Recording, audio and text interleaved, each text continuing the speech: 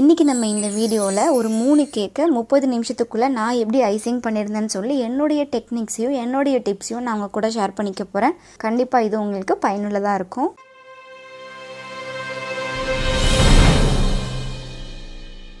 நிறைய home bakers வந்து ஒர்க்கையும் manage பண்ணிவிட்டு ஃபேமிலியும் பார்த்துட்டு நிறைய ஆர்டர்ஸ் கண்டினியூஸாக பேக் டு பேக் வருது அப்படின்னா அதை நிறைய எடுத்து பண்ண மாட்டாங்க. நம்மளால் முடியாதுன்னு நினச்சி நிறைய ஆர்டரை வந்து டைம் இல்லாததுனாலேயே நிறைய ஆர்டரை மிஸ் பண்ணிடுவாங்க. பட் அப்படி இருக்கவங்களும் ரொம்பவே கான்ஃபிடென்ட்டாக நிறைய ஆர்டர்ஸ் பேக் டு பேக் வந்தாலுமே தாராளமாக எடுத்து பண்ண முடியும். மேக்ஸிமம் ஒரு கேக்கு டக்குன்னு வந்து ஐசிங் முடிக்கிறதுக்கு ஒரு 30 நிமிஷம் தான் ஆகும். இப்போ அதை நான் எப்படி பண்ணியிருந்தேன்னு சொல்லி உங்கள் கூட ஷேர் பண்ணிக்கிறேன். நான் வந்து இது 3 கேக் பண்ணியிருந்தேன். 3 கேக் வந்து ஒரு 30 நிமிஷத்துக்குள்ளே நான் ஐசிங் பண்ணியிருந்தேன். நீங்களுமே ஒரு 3 கேக் வந்து பேக் டு பேக் இருக்குது இல்லை அட் அ டைமில் நீங்கள் பண்ணணும்னு நினச்சிங்கன்னா ஃபஸ்ட்டு நல்ல ஒரு சுத்தமான ஒர்க் ஏரியாவில் கேக் ஃபுல்லாக நல்லா நீட்டாக அசம்பிள் பண்ணி வச்சுக்கோங்க. நான் பார்த்தீங்கன்னா ஃபாண்டன் மேட் வந்து யூஸ் பண்ணியிருக்கேன். நீட்டாக வந்து கேக்ஸை லைனாக அசம்பிள் பண்ணதுக்கப்புறம் அதுக்கு மேலேயே சுகர் சிரப் ஃபுல்லாக கோட் பண்ணி எடுத்துக்கோங்க. இதெல்லாம் பண்ணுறதுக்கு 2 நிமிஷம் தான் ஆகும். அடுத்து வந்து க்ரீம் என்ன பண்ணணும் அப்படின்னா டக்குன்னு ஃபுல்லாக அதுக்கு மேலேயே வச்சு டக்குன்னு ஃபுல்லாகவே லைன் பண்ணிக்கோங்க. இப்படி பண்ணிங்கன்னா உங்களுக்கு டைம் கொஞ்சம் சேவ் ஆகும். ஒரு கேக்காக எடுத்து வச்சு சுகர் சிரப் போட்டு விப்பிங் க்ரீம் போட்டு அதுக்கு மேலே திருப்பி இன்னொரு கேக் வச்சு திருப்பி சுகர் சிரப் போட்டு திருப்பி விப்பிங் க்ரீம் வச்சு இந்த மாதிரி அசம்பிள் பண்ணுறதுக்கும் இந்த மாதிரி மொத்தமாக எல்லா கேக்ஸையும் வச்சு இந்த மாதிரி டெக்னிக்ஸ் ஃபாலோ பண்ணுறது வந்து ரொம்பவே ஈஸி. டைம் வந்து ரொம்பவே சேவ் ஆகும். அதுக்கப்புறம் ஃபுல்லாக அசம்பிள் பண்ணதுக்கப்புறம் நம்ம டர்ன் டேபிளில் வச்சுட்டு நீட்டாகவே ஒர்க் பண்ணிக்கலாம். பாருங்கள், ரொம்பவே ஈஸியாக முடிஞ்சிடும். ஸோ மேலேருந்து நிறைய விப்பிங் க்ரீமை வச்சு மேலே ஃபுல்லாக கடகடன்னு கோட் பண்ணிக்கோங்க. அப்புறம் பார்த்தீங்கன்னா நல்லா சைடு ஃபுல்லாக நீட்டாக கோட் பண்ணிட்டு ஸோ ஒரு கேக்குக்கும் நம்ம ஐசிங் முடிக்கிறதுக்கே ஒரு 10 மினிட்ஸ்க்குள்ளே தான் ஆகும். ஸோ இந்த ஒரு கேக்குக்கு நான் லைட்டாக ஒரு ஷார்ப் ஏஜ் கொண்டு வரதுக்கே எனக்கு ஒரு 10 மினிட்ஸ் வந்து போயிடுச்சு. அதுக்கு மேலே வந்து ஈஸி தான். எனக்கு ஃப்ரூட் கிளேஸ் ஒர்க்கு தான். அதனால் நான் என்ன பண்ணிட்டேன்னா கோல்டு கிளேஸை வந்து கலர் ஆட் பண்ணிவிட்டு ஃபுல்லாகவே வந்து கவர் பண்ணி எடுத்துக்கிட்டேன். இதில் எனக்கு ஃபைனல் ஒர்க் வந்து பெருசாக டிசைன் எதுவும் கிடையாது. அது ரொம்பவே ஈஸி. அடுத்து ஹார்ட் ஷேப்பில் உள்ள கேக் பார்த்தீங்கன்னா லைட்டாக க்ரம் கோட் மட்டும் முடிச்சுட்டு நம்ம பெருசாக மெயின் கோட் எதுவுமே கொடுக்கல. பிகாஸ் இது பார்த்தீங்கன்னா ஃபுல்லாகவே டிசைன் வச்சு கவர் பண்ண தான் போகிறோம். நீங்கள் இந்த மாதிரி ஒர்க்கெல்லாம் எடுத்து பண்ணும்போது தாராளமாக பண்ணலாம். நம்ம வந்து இதுக்கு மெயின் கோட் கொடுக்கணும்னு அவசியம் இல்லை. லைட்டாக ஒரே ஒரு ஸ்கின் கோட்டிங் மாதிரி இருந்தால் கூட பரவாயில்ல. ஏன் அப்படின்னா அதுக்கு மேலே ஃபுல்லாக நம்ம டிசைன் வச்சு கவர் பண்ண தான் போகிறோம் இல்லைங்களா. அடிஷ்னலாக நீங்கள் க்ரீமை ஆட் பண்ணி டைம் வேஸ்ட் பண்ண வேணாம். டக்குன்னு வந்து டிசைன்ஸ் போட்டு ஃபுல்லாகவே கவர் பண்ணி முடிச்சுக்கலாம். இது ஒன்றும் இல்லை, சின்ன டாட் மாதிரி வச்சுருக்கேன். அப்புறம் ராசெட் டிசைன்ஸ் மாதிரி போட்டிருக்கேன். இப்படி போட்டால் இதனுடைய ஒர்க்கு முடிக்கிறதுக்கு மேக்ஸிமம் உங்களுக்கு எவ்வளோ நேரம் ஆகும்னா 10 மினிட்ஸ்க்குள்ளே தான் ஆகும். ஸோ இந்த ஒர்க்கும் ரொம்ப ஈஸியாகவே முடிஞ்சிருச்சு.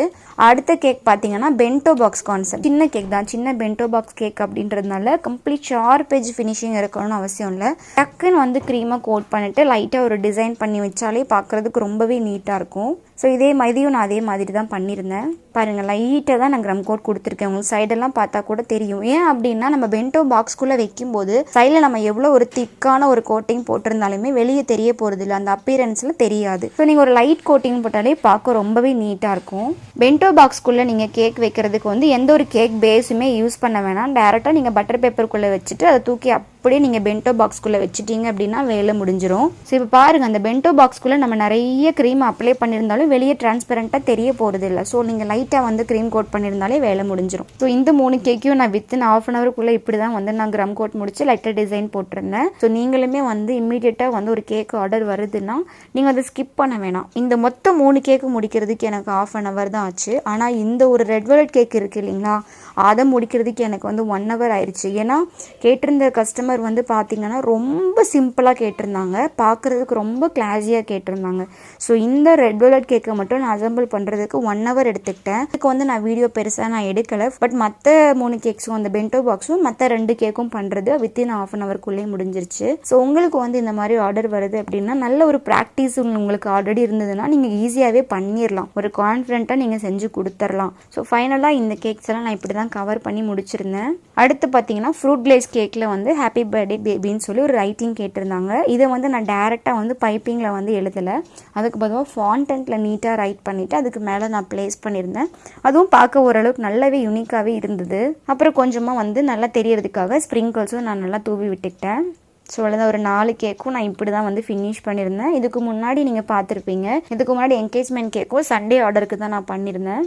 அதே மாதிரி கடைசியாக என்ன டிப்புன்னு பார்த்தீங்கன்னா, நீங்கள் ஒன்ஸ் கேக்கு டக்குன்னு ஃபினிஷ் பண்ணதுக்கப்புறம் இம்மீடியட்டாக தர்றதுக்கு பொதுவாக ஒரு 2லேருந்து ஒரு 3 மணி நேரம் நல்லா ஃப்ரிட்ஜில் செட் பண்ணி கொடுத்தீங்க அப்படின்னா அது ரொம்பவே சூப்பராக செட் ஆகி டிசைன்ஸ் எல்லாம் ஷேப் மாறாமல் பர்ஃபெக்டாக பைண்ட் ஆகிருக்கும்.